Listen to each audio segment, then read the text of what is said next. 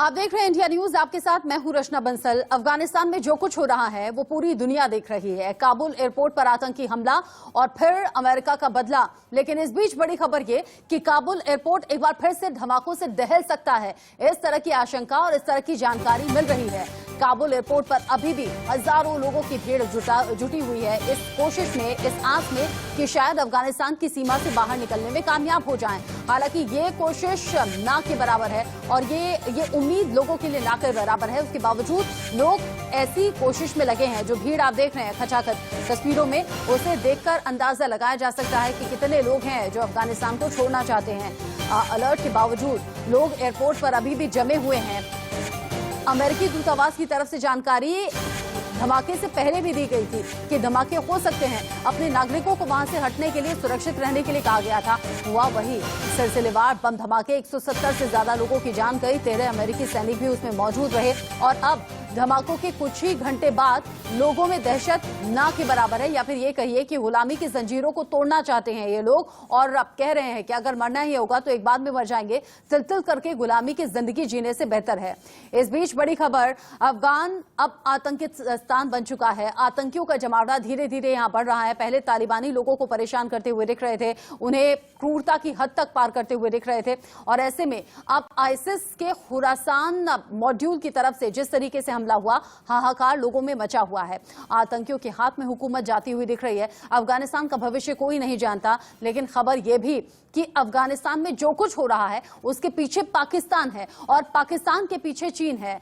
कैसे पाकिस्तान गढ़ बना हुआ है आतंकियों के लिए, आज सबूतों के साथ बात होगी। बताएंगे कि वो कौन कौन से संगठन है, वो कौन कौन से आतंकी सरगना है जो पाकिस्तान में जड़े जमाए बैठे हैं।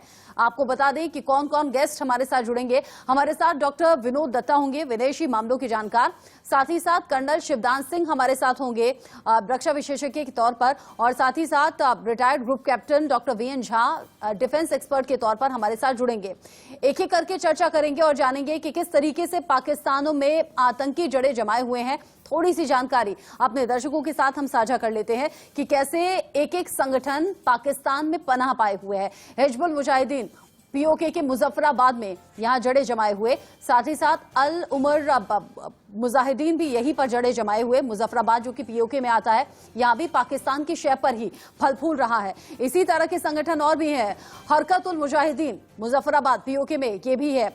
साथ ही साथ पाकिस्तान के मुरीदके में लश्कर तैयबा काफी वक्त से सक्रिय है, सरगना यहीं पर रहते हैं। पाकिस्तान के बहावलपुर में जैश ए मोहम्मद भी सक्रिय है और किस तरीके से आतंकियों को यहां ट्रेनिंग दी जाती रही है बार बार तस्वीरों के जरिए भी सामने आता है। पाकिस्तान के ही मानसेरा में अल बद्र नाम का संगठन है जो काम कर रहा है। हरकत उल जिहाद अल इस्लामी भी पाकिस्तान में ही है। पाकिस्तान की सीमा में ये सभी आतंकी संगठन, जमात उल मुजाहिदीन ये भी पाकिस्तान की सीमा में ही, जबकि पाकिस्तान के आका की तरफ से कहा कुछ जाता है, किया कुछ जाता है। पाकिस्तान की आवाम को धोखे में रखने का काम पाकिस्तान के प्रधानमंत्री इमरान खान करते हैं। आतंकी चालाक चौकड़ी कैसे पाकिस्तान में सक्रिय है, ये अब आप जानेंगे। आपके टीवी स्क्रीन पर हम लगातार दिखा रहे हैं। पाकिस्तान सरकार है जो तालिबान को बल दे रही है। तालिबान और आईएसआईएस खुरासान के बीच में जिस तरीके का कनेक्शन था वो सामने आया। दोनों के बीच में जो दुश्मनी है उसी का दंश आज अफगानिस्तान के लोग झेल रहे हैं। हक्कानी नेटवर्क और साथ ही साथ लश्कर और जैश के जरिए आतंकियों को बल मिल रहा है, जिसमें आम लोग इस दंश का बोझ झेले हुए हैं। आम लोगों पर लगातार आतंकी हमले हो रहे हैं। आपके टीवी स्क्रीन पर जो ग्राफिक्स हम दिखा रहे हैं वो आप देखकर समझ पाएंगे कि कैसे पाकिस्तान गढ़ बना हुआ है इन सभी आतंकी संगठनों का। और पाकिस्तान जो आतंक को पनाह दे रहा है, वो पाकिस्तान कई बार इसी आतंक का दंश झेल चुका है, इसी आतंक के जरिए खोखला हो चुका है। और जड़े जमाए हुए आतंकी अभी भी पाकिस्तान में नजर आती हैं। साजिश पाकिस्तान में की गई और हमला अफगानिस्तान में कैसे हुआ, ये आप जानिए। हमला अफगानिस्तान में किया गया सोची समझी रणनीति के तहत। काबुल हमले के लिए पाकिस्तान शक के दायरे में है। शांति प्रक्रिया के दौरान खतरनाक आतंकी छोड़े गए थे। तालिबानों के जरिए किस तरीके से खूंखार आतंकी जेल से एक के बाद एक छोड़े गए, वो तस्वीरें भी हमने आपको दिखाई थी। छोड़े गए आतंकी काबुल हमले के लिए जिम्मेदार हो सकते हैं, ये भी जानकारी है। छोड़े गए आतंकियों में पाकिस्तान का आईसिस का चेहरा भी था। पाकिस्तान आईसिस का चेहरा है और साथ ही साथ मौलवी अब्दुल्ला फारूकी भी इसी से जुड़ा हुआ। ऐसे में फारूकी गुरुद्वारा हमले का मास्टरमाइंड। इसमें 27 लोगों को मारा गया था, उनकी मौत हुई थी। और ये कोई एक घटना ऐसी नहीं है। फारूकी पहले लश्कर तैयबा में था, फिर तहरीक तालिबान में पहुंचा। 2019 का मामला, जब मालवाली जियाउल हक की जगह आईसिस के यानी कि खुरासानी मॉड्यूल जो कि पाक का चीफ बना। ऐसे में मावलावी पर काबुल एयरपोर्ट ब्लास्ट का शक है। और ये शक क्यों गहरा गया है, इस शक को लेकर बार बार चर्चाएं क्यों हो रही हैं, अपने डिफेंस एक्सपर्ट्स के जरिए हम जानेंगे, अपने एक्सपर्ट्स के जरिए हम जानेंगे कि क्यों पाकिस्तान आतंक को पनाह देता है। पाकिस्तान के पीएम इस बीच इमरान खान ने फिर से तालिबान की तारीफ की और कहा है कि तालिबान सरकार में सबको शामिल करेगा, लिहाजा दुनिया अफगानिस्तान में बनने वाली तालिबानी सरकार की मदद करे। कि अफगानिस्तान की इस वक्त उनकी गवर्नमेंट की मदद करें। जो तालिबान है उन्होंने क्या चीजें कही, उन्होंने कहा कि हम सबको शामिल करेंगे। ये बड़ी जबरदस्त चीज है। यही तो चाह रहे थे दुआ के अंदर जो टॉक्स थी, उसमें क्या चाह रहे थे तालिबान से कि इंक्लूसिव गवर्नमेंट हो, वो मान गए हैं। ह्यूमन राइट्स है, वो कहते हैं हाँ ह्यूमन राइट्स। एमनेस्टी उन्होंने सबको माफ कर दिया है। और उन्होंने कहा कि हम अपनी जमीन इस्तेमाल नहीं होने देंगे दहशतगर्दी के लिए। यही दुनिया चाहती थी। तो जब उन्होंने ये कह दिया है तो ये क्या मतलब कि नहीं जी वो आगे पता नहीं अपनी जुबान पर खड़े होंगे या नहीं होंगे। भाई जब नहीं होंगे तब देखें, अभी क्यों शुरू हो गए हैं। अभी तो आप करें उनकी मदद ताकि वो अफगानिस्तान में अमन हो। सबसे ज्यादा दुनिया को क्या करना चाहिए, पूरी कोशिश करनी चाहिए कि अफगानिस्तान में अमन हो।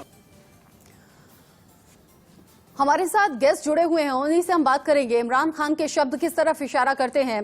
कर्नल शिवजान सिंह, जिस तरीके के इमरान खान के शब्द हैं उनका मतलब और मायने क्या निकाले जाएं। वो तालिबान जो दहशतगर्दी फैलाता है, वो तालिबान जो लोगों को डराए धमकाए, वो तालिबान जो निर्दोष लोगों को मार दे, उसी तालिबानी सरकार में अपना हिस्सा अगर पाते हैं तो खुश हो जाते हैं, बजाय कि ये सोचते हुए कि जब आतंक की जड़ें पाकिस्तान में जमी हुई हैं तो नुकसान पाकिस्तान को भी होगा, और हो रहा है। देखिए, कल न्यूयॉर्क टाइम में एक आर्टिकल छपा है, वहां के एक बड़े फेमस जर्नलिस्ट हैं जैन पार्लेस। उन्होंने न्यूयॉर्क टाइम्स में लिखा है कि तालिबान को पाकिस्तान ने हथियार, प्रशिक्षण, भर्ती, धन और जितना ईंधन उन्होंने इस्तेमाल किया है अफगानिस्तान में अफगानी सेना से लड़ने के लिए, सबका सब पाकिस्तान ने उनको सप्लाई किया है। जिस फोर्स को पाकिस्तान खुद खड़ा कर रहा है, उस फोर्स को भी तारीफ क्यों नहीं करेगा अभी पाकिस्तान। अभी जो इमरान खान बोल रहे हैं, जो आपने स्पीच दिखाई है कि तालिबान जो है बड़े पीसफुल तरीके से सबको एडजस्ट करेंगे, सब काम करेंगे, उनके वर्ड्स को मानो। तो जब जिस फोर्स को खुद पाकिस्तान ने प्रोपोगेट करके ऊपर बैठाया है, उसको स्टैब्लिश पाकिस्तान ही कर रहा है, तो इसमें कोई नई बात नहीं है। हाँ। और इसके साथ साथ CIA के भूतपूर्व डायरेक्टर से उन्होंने वार्निंग दी है पाकिस्तान को कि जिस तरह से पाकिस्तान आज तालिबान को अफगानिस्तान में गद्दी पर बिठाया है, उस दिन के बाद यही तालिबान अफगानिस्तान के बाद पाकिस्तान में यही सब हरकतें करने वाले थे। तो एक प्रकार से ये पूरा का पूरा क्षेत्र दुनिया के लिए आतंकवाद का अड्डा बन चुका है। और अब जिसमें सरकारें ही खुद आतंकवाद को बढ़ावा दे रही हैं, हाँ। आप एक्सपेक्ट कर सकते हैं कि आदमी ये सरकारें आतंक जो कंट्रोल करेंगी। इसीलिए दुखद स्थिति है। जो कुछ अफगानिस्तान में हो रहा है वो इमरान खान को पसंद आ रहा है, और इमरान खान को ऐसा लगता है कि इसमें बेहतर भविष्य पाकिस्तान का है, इसमें बेहतर हुकूमत उन्हें हासिल होगी। वीएन शाह सर, हाँ, ऐसा इमरान खान की गलतफहमी है।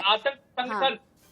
वीएन शाह सर, अगर तालिबान के पास से मेड इन पाकिस्तान के हथियार मिलते हैं तो हैरानी होती नहीं, लेकिन इसमें बाकी देशों के हथियार कैसे मिल जाते हैं? अमेरिकी हथियार, फ्रांस के हथियार, ब्रिटेन के हथियार, ये सब हथियार आतंकवादियों तक कैसे पहुंच जाते हैं? मैं बताता हूं उसको।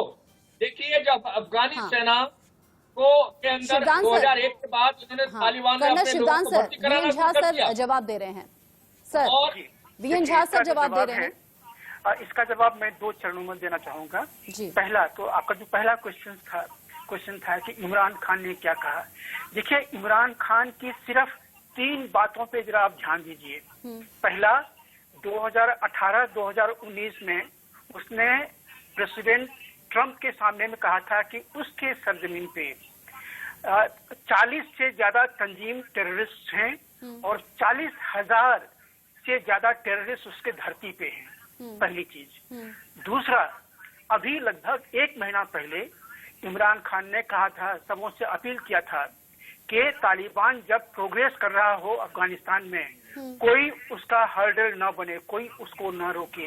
ये उसने अपने जितने भी जिहादी ग्रुप थे उनको एड्रेस करते कहा था कि जब तालिबान बढ़ रहे हैं तो आप उसको मत रोकना। और तीसरी चीज, इमरान खान का फिर से एससीओ में बयान था कि अगर किसी ने तालिबान पे हमला किया, उनका इशारा अफगानी फोर्सेस पे था, अगर अफगानी फोर्सेस ने तालिबान पे हमला किया, बढ़ते हुए तालिबान पे हमला किया, तो पाकिस्तानी एयरफोर्स अफगानी एयरफोर्स के जहाज को मार गिराएगी।